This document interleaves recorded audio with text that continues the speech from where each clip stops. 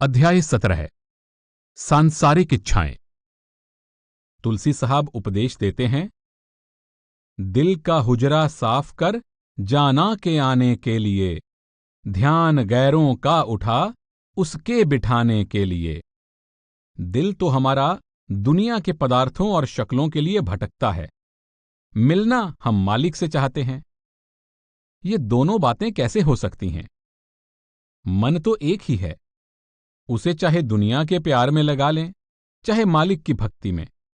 हमारा कोई रिश्तेदार या प्यारा हमसे कहीं दूर चला जाता है, हमसे बिछुड़ जाता है, तो हम उसकी याद में किस तरह तड़पते हैं।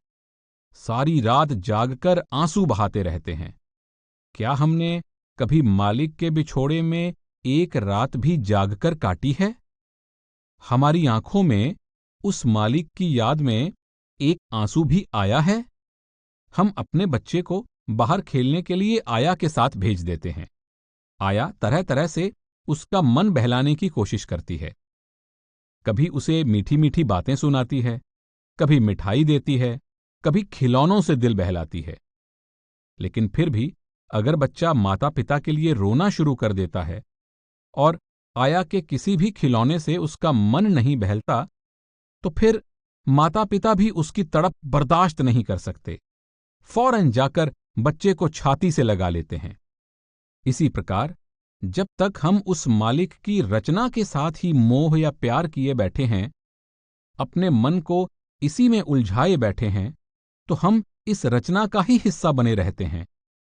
तब तक हम मालिक को अपनी ओर खींचने में समर्थ नहीं हैं। जब इस रचना से अपने प्यार को निकालकर पूरी तरह से मालिक की ओर लगा देते हैं, तब वो भी दया मेहर करके हमें अपने साथ मिला लेता है। गुरु अमरदास जी फरमाते हैं, हर का गाहक होवै सो लये, पाए रतन विचारा। जो मालिक के ग्राहक या प्यारे बनकर उसकी भक्ति करते हैं, वे मालिक को ही पा लेते हैं। इसलिए हमें दुनिया की इच्छाओं और तृष्णाओं को छोड़कर उस परमात्मा की भक्ति करनी चाहिए। पलटू साहब समझाते हैं, नाम नाम सब कहत है, नाम न पाया कोय।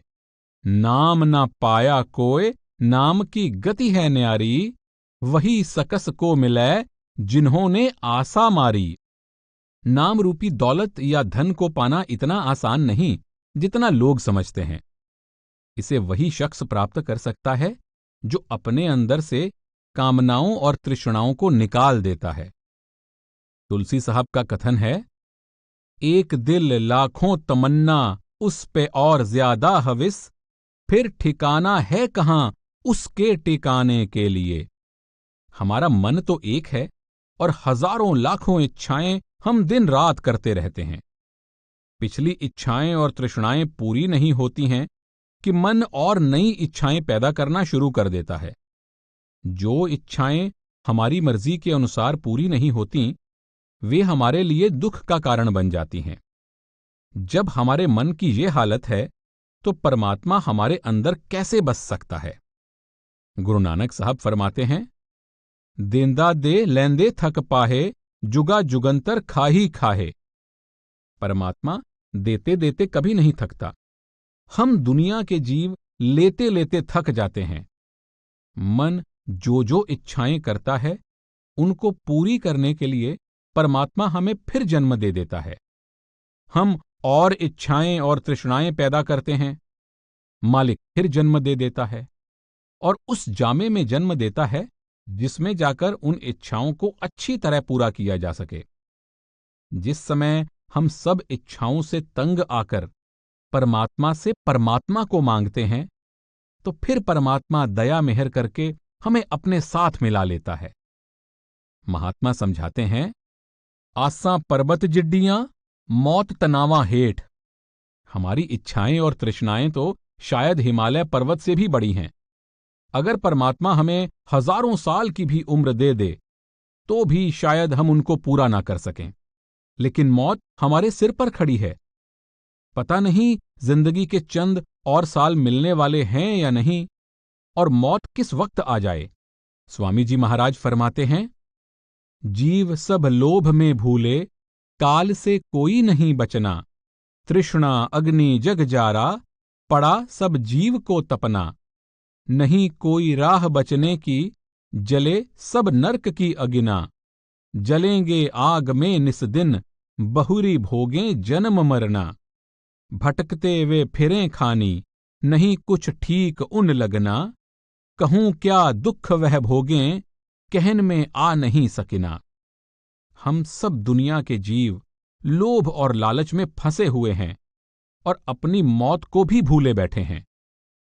हौमे या मैं मेरी में आकर कई प्रकार के कर्म करते हैं, कई प्रकार की इच्छाएं और तृष्णाएं पैदा करते हैं जो पूरी नहीं होती। यहां तृष्णा की अग्नि में जलते हैं और मौत के बाद नरकों की आग में जलना पड़ता है। ये इच्छाएं हमें फिर खींचकर 84 के जेल खाने में ले आती हैं और जो जो दुख और मुसीबतें उन जामों में जाकर हमें भुगतनी पड़ती हैं, उनको बयान नहीं किया जा सकता। इसलिए महात्मा हमें समझाते हैं कि हमेशा मालिक की मौज, मालिक के भाणे या हुक्म में रहना चाहिए। मालिक के भाणे में रहने का मतलब है कि मन में कोई इच्छा और तृष्णा नहीं उठानी चाहिए। जो कुछ परमात्मा बख्शे उसकी इच्छा समझकर स्वीकार करना चाहिए। मालिक जो कर रहा है वो सब हमारे भले के लिए है। संत नामदेव जी का कथन है, जो राजदेह तक कवन बड़ाई, जो भीख मंगावै तक क्या घट जाई। गुरु अर्जुन देव जी कहते हैं, जे तखत बैसालै तौ दास तुम्हारे, कास बढ़ावै के तक बोला। हे परमात्मा, अगर मुझे दुनिया का राजपाट भी दे दे तो भी मुझे तेरी ही महिमा गानी है, तेरी ही भक्ति करनी है। अगर मुझे दर दर ठोकरें खानी पड़ेंगी तो मुझे कौन सा अपने दाता का दरवाजा छोड़ जाना है।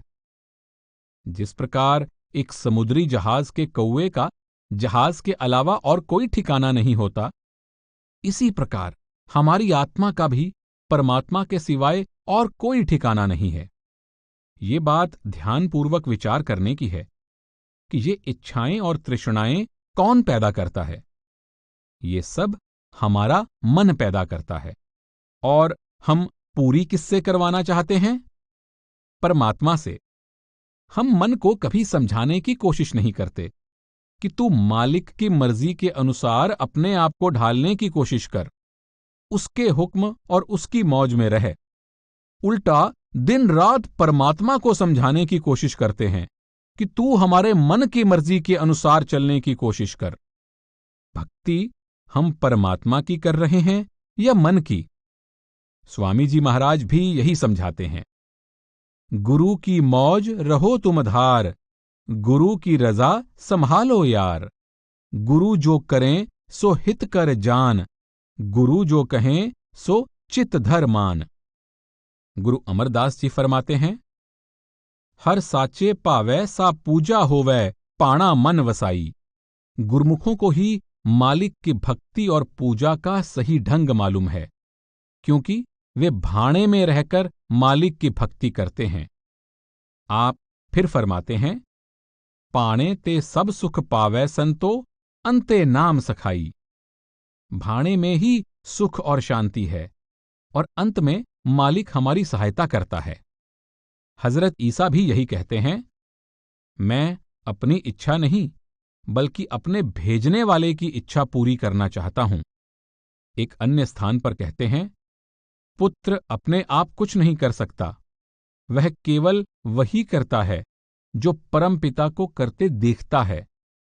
कबीर साहब फरमाते हैं, जिनको कछु न चाहिए सोई साहंसाह। जिसको किसी भी चीज की जरूरत नहीं है, जो हमेशा मालिक के हुक्म में ही रहता है, उससे बड़ा शहंशाह और कौन हो सकता है। मुसलमानों में भी दो प्रकार के फकीर होते हैं। एक अहले दुआ, यानी जो फकीर मालिक से दुआ मांगने या प्रार्थना करने में विश्वास रखते हैं, और दूसरे अहले रजा, जो मालिक की रजा या इच्छा में प्रसन्न रहते हैं और उससे कुछ नहीं मांगते। अहले रजा का पद अहले दुआ से कहीं ऊंचा है। इसलिए हमें मालिक के भाणे, मालिक की मौज में रहते हुए ही नाम की कमाई करनी चाहिए।